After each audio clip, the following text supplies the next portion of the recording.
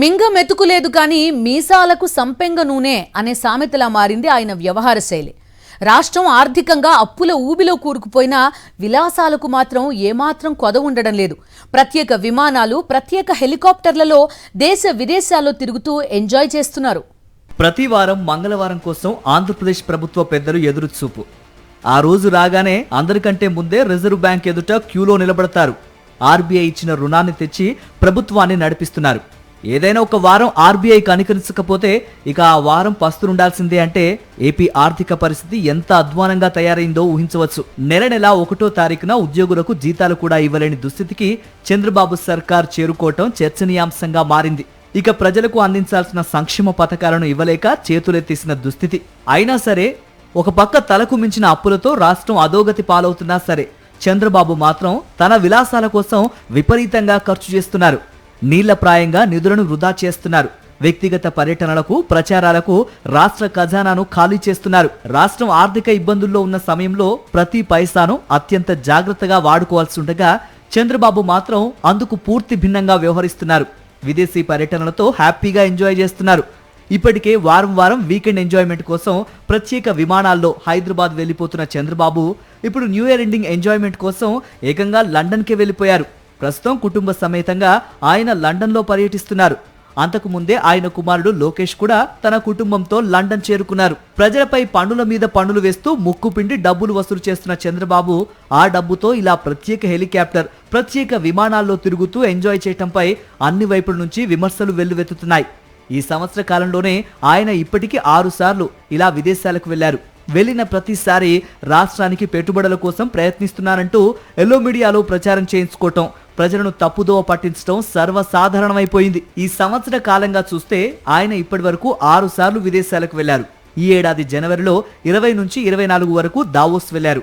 పెట్టుబడుల సదస్సు పేరుతో వెళ్ళినప్పటికీ ₹1 పెట్టుబడి కూడా తీసుకురాలేక చేతులెత్తేశారు.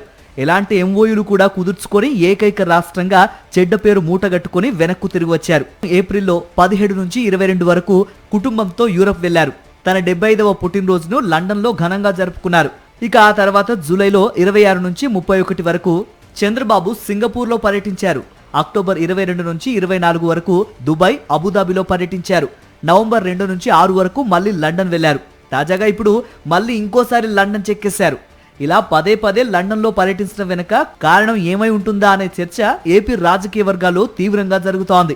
అక్కడ నుంచి భారీగా పెట్టుబడులు తేవడానికి కాకుండా అక్కడ పెట్టుబడులు పెట్టేందుకే ఆయన వెళ్తున్నారనే చర్చ ఏపీ రాజకీయాల్లో జరుగుతోంది. ఇప్పటికే చంద్రబాబు సింగపూర్, దుబాయ్లో వ్యాపారాలున్నాయని, వాటి కోసమే అక్కడకు తరచూ వెళ్తూ ఉంటారనేది టీడీపీ నేతలే చెప్పుకుంటూ ఉంటారు.